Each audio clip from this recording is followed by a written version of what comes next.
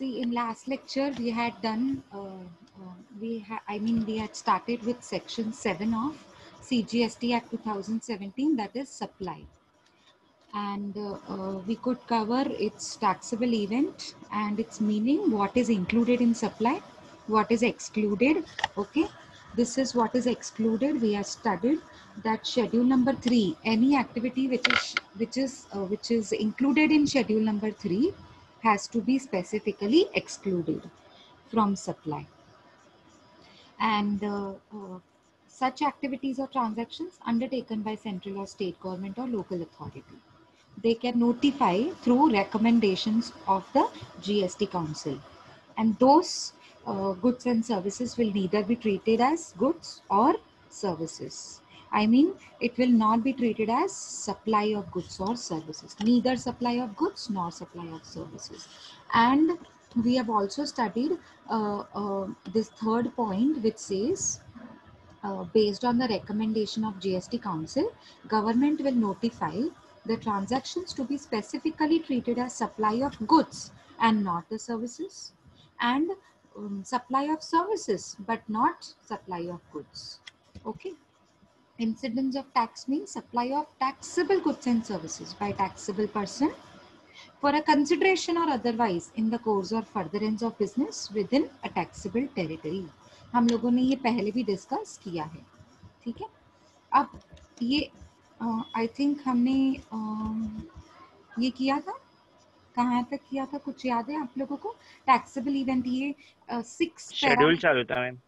Okay, हाँ, तो मैं फटाफट क्विक रिवीजन, हाँ ठीक है, okay.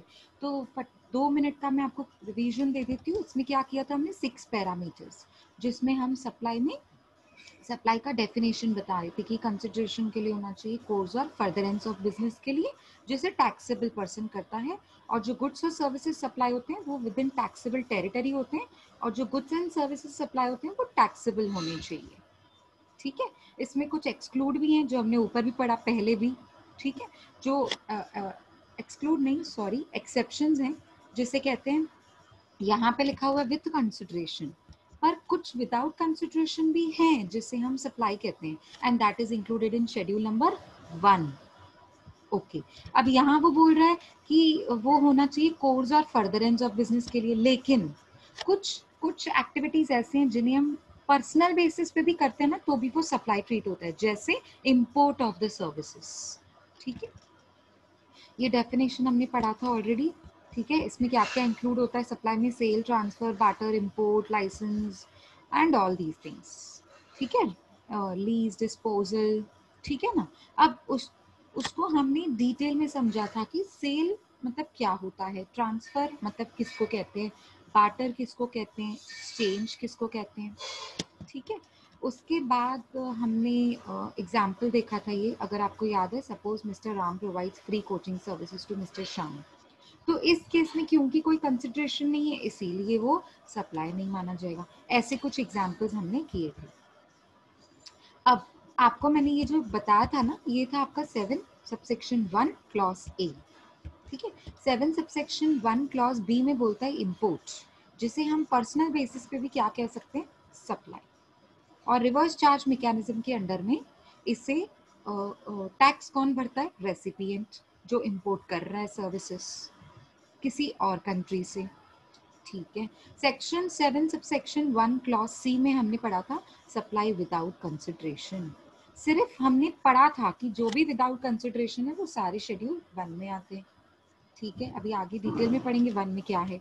Section 7 subsection 1 clause D में जितने भी शेड्यूल 2 की एक्टिविटीज हैं वो डिस्क्लोज्ड है, और शेड्यूल 2 बताता क्या है कि इन एक्टिविटीज में से कौन से गुड्स होंगे और इन एक्टिविटीज में से कौन से सप्लाई सर्विसेज होंगी, सप्लाई ऑफ सर्विस।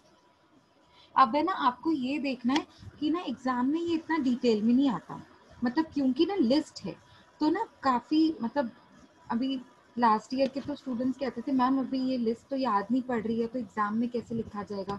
तो एग्जाम में सिर्फ आपको जैसे हम लोग कैसे शॉर्ट में आंसर को एक्सप्लेन करते हैं बस वैसे करना है।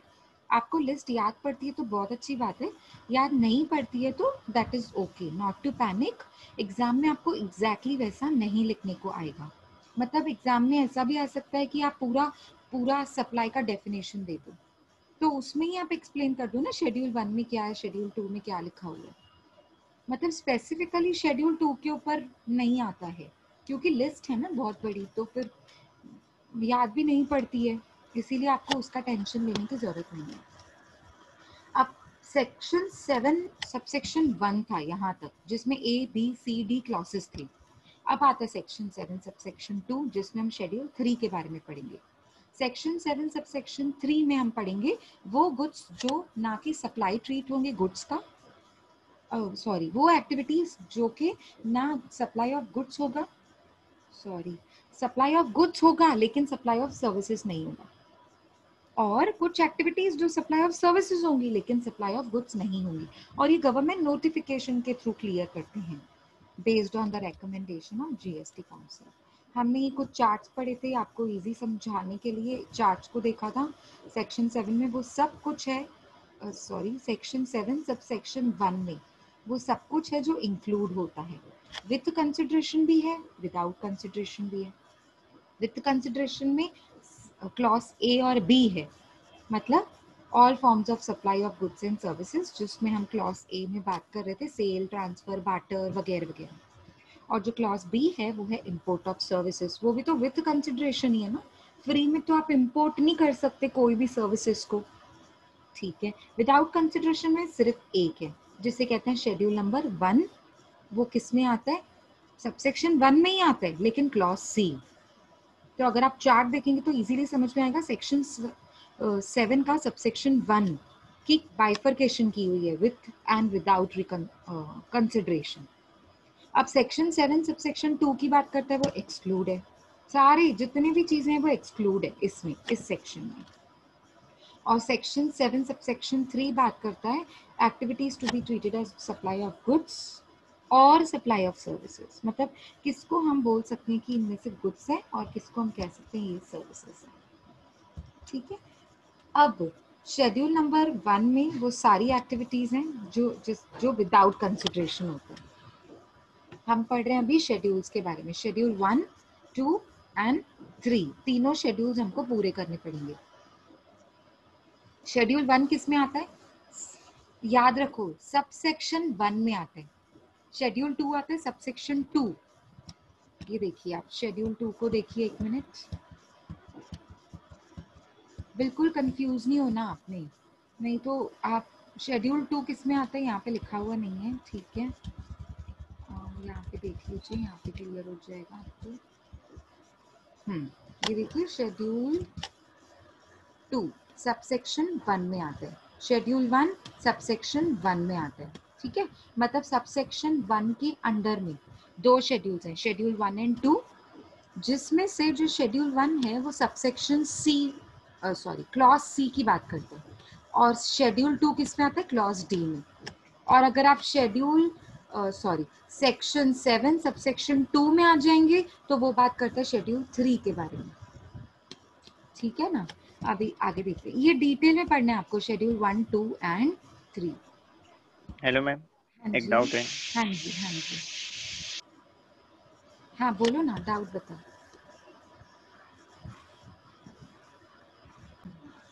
अब सेक्शन 7 सबसेक्शन 1 में 4 चीजें हैं, उन्हें क्लॉसेस में डिवाइड किया ABCD। तो जो ए है ना वो बात करता है सप्लाई में क्या क्या इंक्लूड है, बी बात करता है इंपोर्ट के बारे में, सी क्लॉज सी है सेक्शन 7 सबसेक्शन 1 ही, उसमें क्लॉज सी बात करता है शेड्यूल 1 और क्लॉज डी बात करता है शेड्यूल 2। तो हम कहाँ खड़े हैं, सेक्शन 7 सबसेक्शन 1 में खड़े हैं, उसके क्लॉसेस बने हुए हैं ये ABCD। अब क्लियर हुआ, डाउट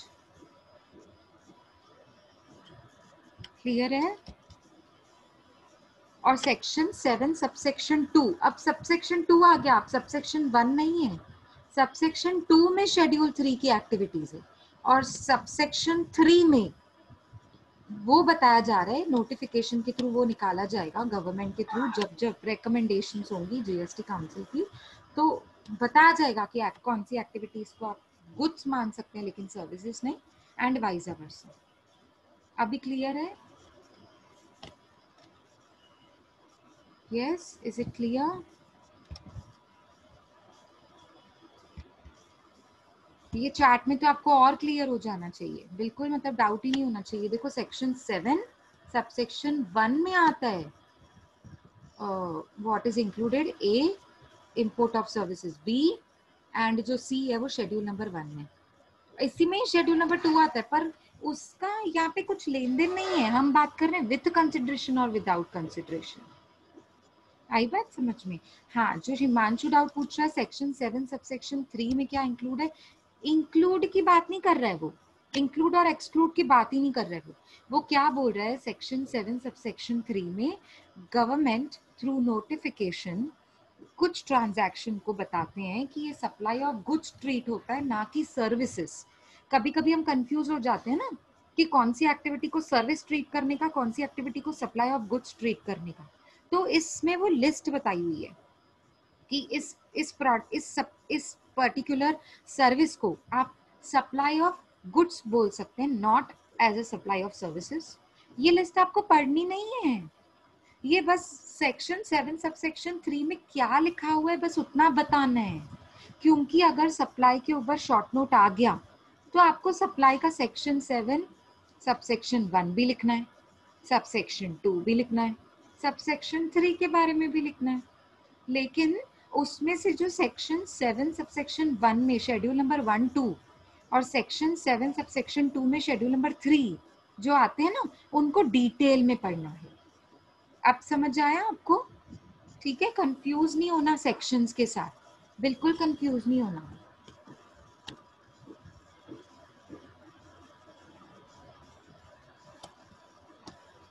हिमांशु, आप है ना सेक्शंस भूल जाओ, आप है ना कंफ्यूज हो रहे हो। मैं ना सबसेक्शन 1 और 2 में नहीं बोल रही हूँ, सेक्शन 1 जो आपने लिखा है ना सबसेक्शन 1, उसमें गवर्नमेंट थोड़ी कुछ बताता है कि ये सप्लाई है, कौन सा गुड्स का है कि सर्विसेज का है। नहीं, अभी तो बताया। ये देखो ना, क्यों कंफ्यूज हो रहे हो आप। ये देखो, एक मिनट रुक जाओ, मुझे पता नहीं क्यों कंफ्यूज हो रहे हो, मेरे पास बोर्ड नहीं है, नहीं तो मैं लिखकर बताती थी आपको।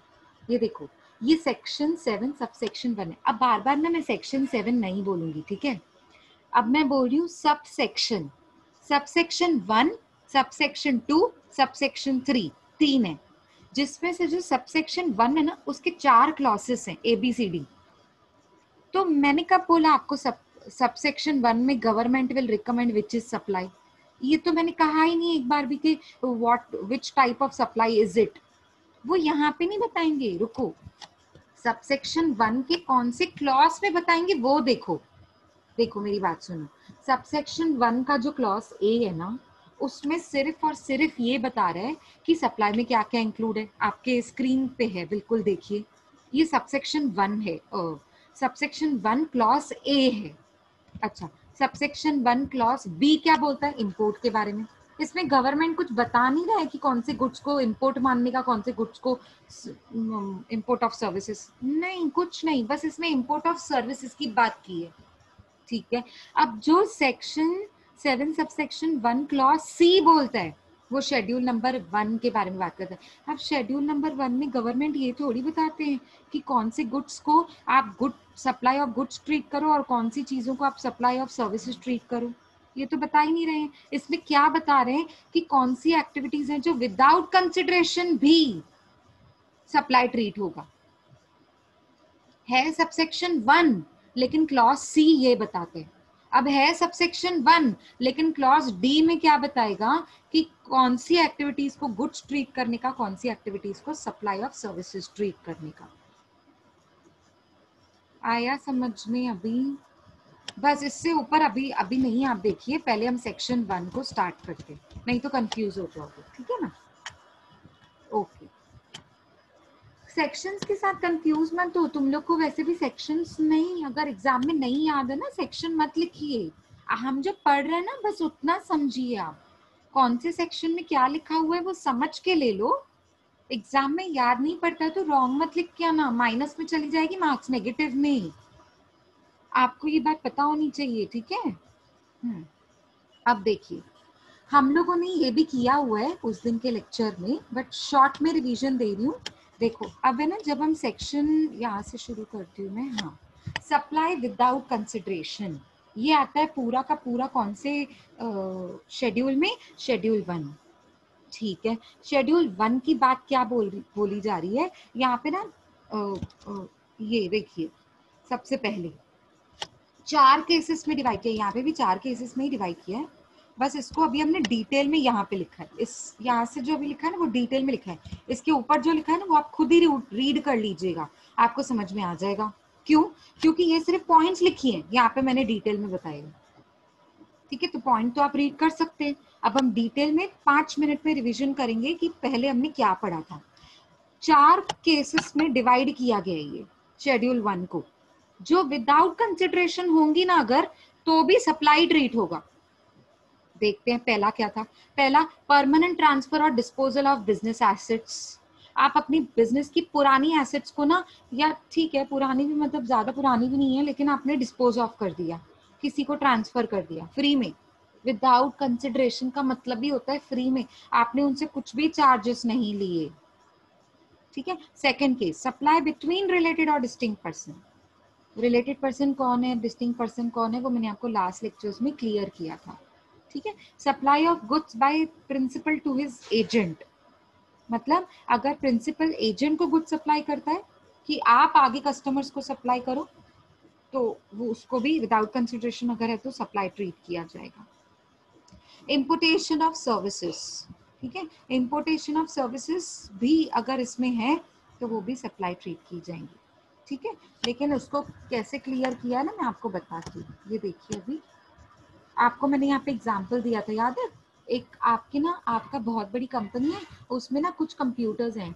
अब कंप्यूटर्स को कुछ टाइम हो गया, 2-3 साल हो गए, तो आपने सोचा इनको रिप्लेस करके नए कंप्यूटर खरीदे जाए, पर आपने सोचा इनको बेच के कोई फायदा नहीं है, इतना खासा अच्छा खासा अमाउंट नहीं मिलेगा। So what did you do, you transferred permanently, हमेशा के लिए कंप्यूटर्स किसको ट्रांसफर कर दिए? चैरिटेबल स्कूल को। ठीक है, स्कूल में ट्रांसफर कर दिया आपने, किसी छोटे बच्चों को पढ़ाने के लिए, उनको फ्री में काम आएंगे ना, वो खरीद नहीं सकता वो स्कूल, इतना मतलब उतनी उसकी कैपेबिलिटी नहीं है। ठीक है, फिनेंस नहीं है उनके पास, तो चैरिटेबल स्कूल को आपने ट्रांसफर कर दिया, वो तो फ्री में ही करेंगे ना ऑफ कोर्स। तो शेड्यूल नंबर 1 में इसको भी सप्लाई बोला जाता है। आपको मैंने डिस्टिंक्ट और रिलेटेड पर्सन का डेफिनेशन भी बताया था। डिस्टिंक्ट पर्सन मतलब अगर आपका एक रजिस्ट्रेशन से ज्यादा कहीं और एक स्टेट में, दूसरे स्टेट में कहीं और आपका ब्रांच है एंड ऑल, अगर आप वहां पे गुड्स को ट्रांसफर करते हैं तो वो डिस्टिंक्ट पर्सन में आ गया। अब रिलेटेड पर्सन कौन होता है, वो भी मैंने आपको बताया था, ये डेफिनेशन बताई थी रिलेटेड पर्सन की, रिलेटेड पर्सन की डेफिनेशन बताई थी ना। ये देखो, ये सारी पॉइंट्स हैं, अगर इनमें से कोई भी एक पॉइंट को आप सेटिस्फाई करते हो मतलब आप रिलेटेड पर्सन हो।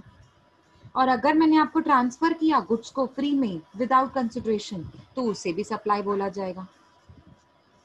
ठीक है, नेक्स्ट देखिए, सप्लाई बिटवीन रिलेटेड और डिस्टिंक्ट पर्सन में, अब इसमें ना कुछ पॉइंट्स थी, ये 1 2 3। क्या पॉइंट है देखो, अगर एम्प्लॉयर एम्प्लॉय को ड्यूरिंग द सर्विस कुछ सप्लाई कर रहा है, ठीक है, कॉन्ट्रैक्चुअल एग्रीमेंट के अकॉर्डिंग, तो उसे भी सप्लाई माना जाएगा। सॉरी, नहीं माना जाएगा, ड्यूरिंग द सर्विस नहीं माना जाएगा। ठीक है, देखो, in terms of contractual agreement entered in the course और रिलेशन ऑफ हिज एम्प्लॉयमेंट, मतलब इन द कोर्स मतलब during the course of the employment, उसी टाइम दौरान जिसमें आप सर्विस कर रहे हैं, 11 to 8 की आपकी ड्यूटी है, तो 11 to 8 के बीच में कोई भी अगर चीज सप्लाई की जाती है एम्प्लॉयर के थ्रू एम्प्लॉय को, तो उससे अलग से हम सप्लाई ऑफ सर्विस नहीं मानेंगे। क्यों? क्योंकि वो तो ड्यूरिंग द सर्विस है ना, उसमें तो ऑलरेडी आप, वो तो सर्विस देने के लिए तो आपको आ रहा है एम्प्लॉय। ठीक है, उसके दौरान नहीं, उसके अलावा भी आप कोई सर्विसेज दे रहे हैं वो टाइम के मतलब बाद, तो उसे हाँ बोला जाएगा of course supply of service. ठीक है, अब देखो, ये सेकंड पॉइंट हमने क्या पढ़ी थी, 50,000 रुपीज से ऊपर की गिफ्ट अगर एम्प्लॉयर एम्प्लॉय को देते हैं, ध्यान से सुनो, एम्प्लॉयर एम्प्लॉय को दे रहे हैं क्या? गिफ्ट। कितने तक? 50,000 तक नहीं होगा, मतलब सप्लाई ट्रीट नहीं होगा। अच्छा, कब सप्लाई ट्रीट होगा? जब वो 50,000 से एक्सीड करेगा।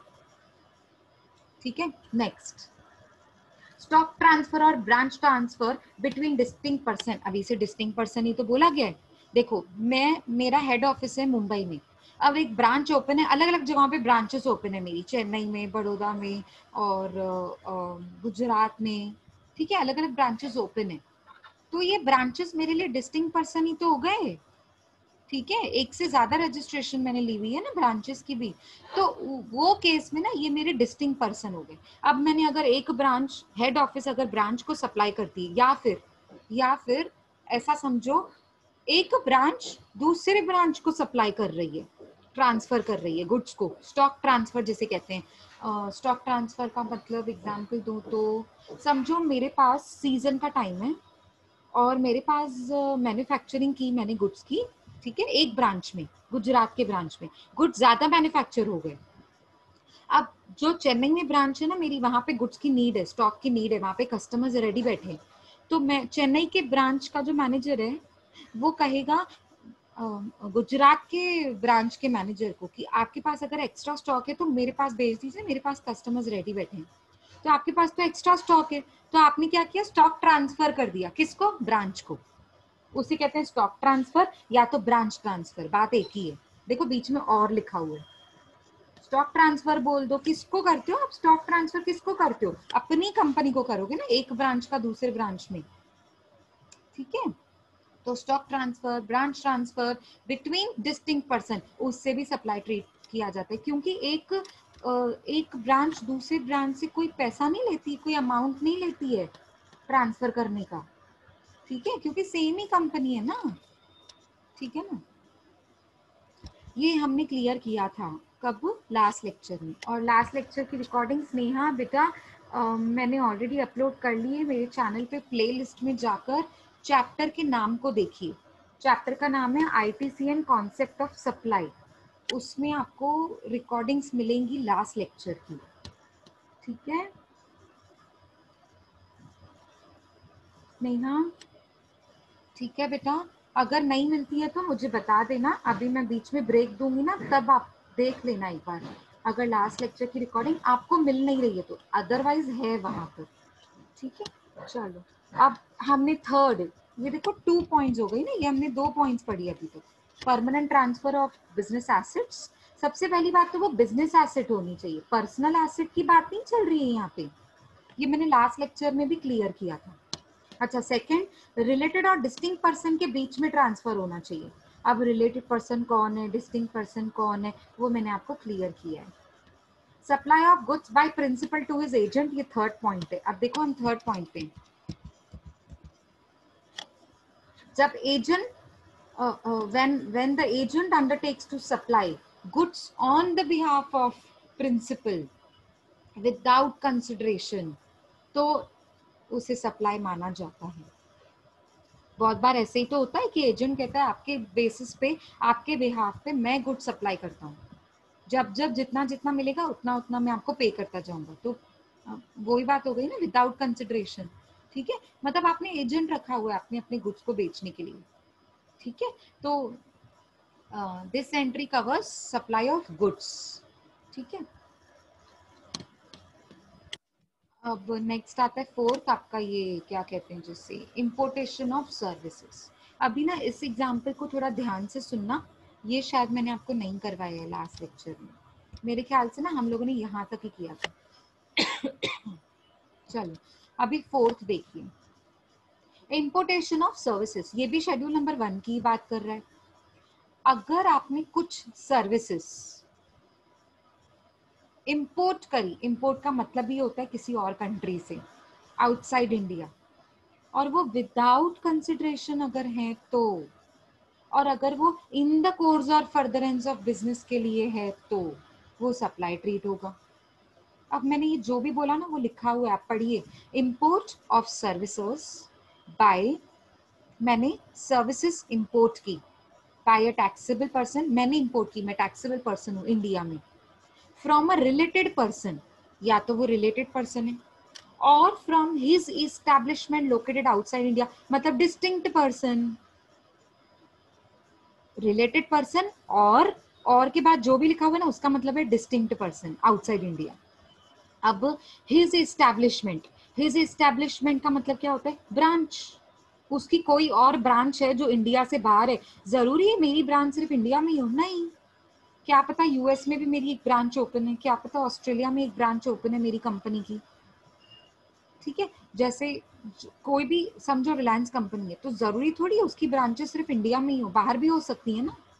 तो जो मेरी इंडिया की हेड ऑफिस है या जो मेरी इंडिया की ब्रांचेस हैं वो सर्विसेज ले रहे हैं आउट ऑफ इंडिया में जो मेरी ब्रांच है, मतलब वो मेरा डिस्टिंक्ट पर्सन हो गया, ठीक है।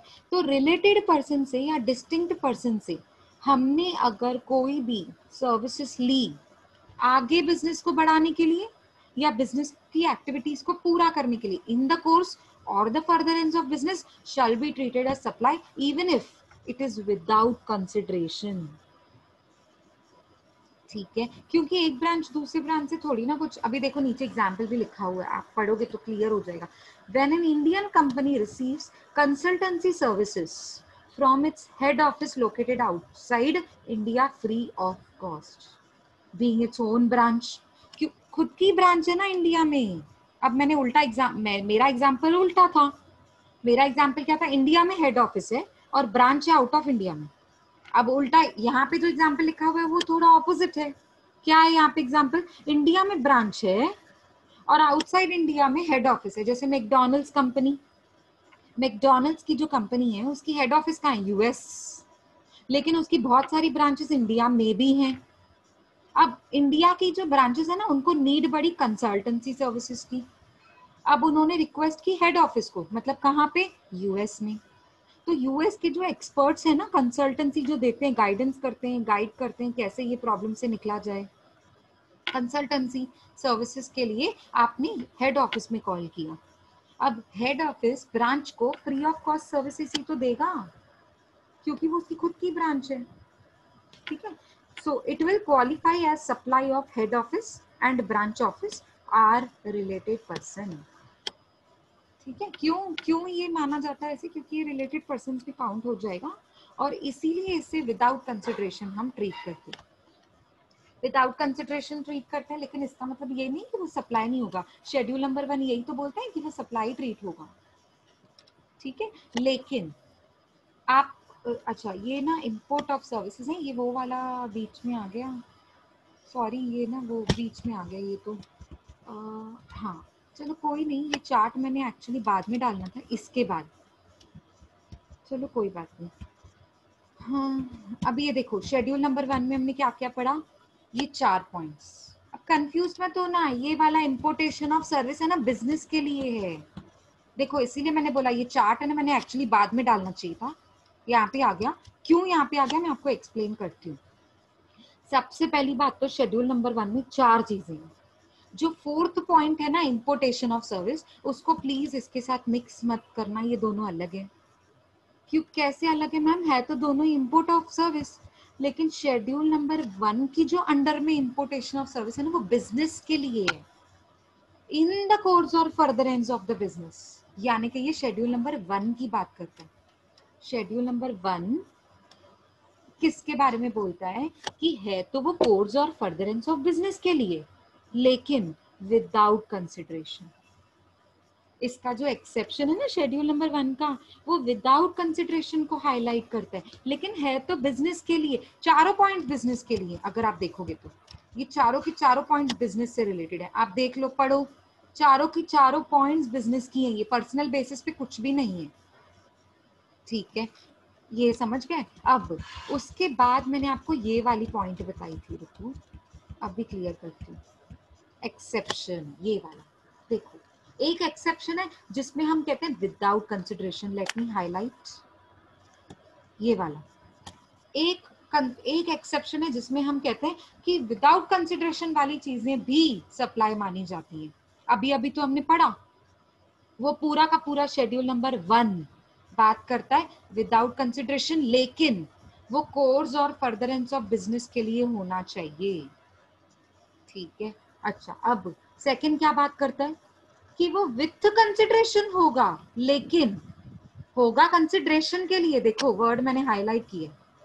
सेकंड कौन सा एक्सेप्शन है, होगा कंसिडरेशन के लिए, लेकिन वो पर्सनल के लिए भी हो सकता है, whether or not in course or further of business. मतलब वो पर्सनल लेवल पे भी कर सकते हैं इंपोर्ट सर्विसेज को, और बिजनेस के लिए भी कर सकते हैं। तो अभी अभी जो हमने पढ़ा ना विदाउट कंसिडरेशन, वो था schedule number 1। I hope schedule number 1 की कोई भी पॉइंट, आई मीन सारी पॉइंट्स क्लियर है। If at all you have any doubt please clear करो, तो हम आगे बढ़ें। ये सारी पॉइंट्स क्लियर है सबको?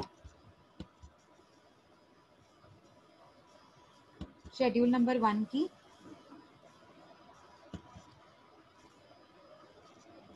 यस क्लियर है? आगे बढ़े, चलो आंसर दो तो मुझे पता चले ना, डाउट नहीं है तुमको। आगे बढ़े, क्लियर है? ठीक है। चलो अभी हम कर रहे हैं इंपोर्ट ऑफ सर्विसेज। अब ये कौन सा है मैम, ये तो कंफ्यूज हो गया, यहाँ पे भी इंपोर्ट ऑफ सर्विस है, यहाँ पे भी है। रुको मैं बताती हूँ ये कौन सा इंपोर्ट है। आपको याद है सेक्शन 7 सबसेक्शन 1, ये वाला 7 सबसेक्शन 1 क्लॉज बी, जिसमें मैंने वो एग्जांपल दिया था ना, Katrina Kaif beauty parlour services ले रही है यूएस से, और रिवर्स चार्ज मैकेनिज्म के अंडर में उसे टैक्स भरनी पड़ेगी। बताया था ना, पर्सनल लेवल पे ये तो ले रही है, ये तो पर्सनल लेवल पे ले रही है ना सारी सर्विसेज। अब जो ब्यूटी पार्लर सर्विसेज ले रही है वो बिजनेस के लिए थोड़ी ले रही है, वो तो पर्सनल, उसका पर्सनल हो गया, वेदर और नॉट इन द कोर्स और फर्दरेंस ऑफ बिजनेस। अभी अभी तो मैंने आपको ये पॉइंट सिखाई। ये देखो सेकंड एक्सेप्शन, अब एक एक्सेप्शन कर लिया हमने जो विदाउट कंसिडरेशन था, अब हम सेकंड एक्सेप्शन कर रहे हैं जो वेदर और नॉट इन द कोर्स और फर्दरेंस ऑफ बिजनेस। मतलब ये सेकंड एक्सेप्शन की जो बात है ना, वो इसमें आती है, ये वाली पॉइंट में, सेक्शन 7 सबसेक्शन 1 क्लॉज बी। अभी हम इसको पढ़ रहे हैं, ये देखिए कंफ्यूज नहीं होना है। आपको चाहिए तो मैं ये यहाँ पे ऐड करके दे दूँ, इसको मैं कहीं ऐड कर सकती हूँ क्या? वेट मैं आपको ऐड करके देती हूँ।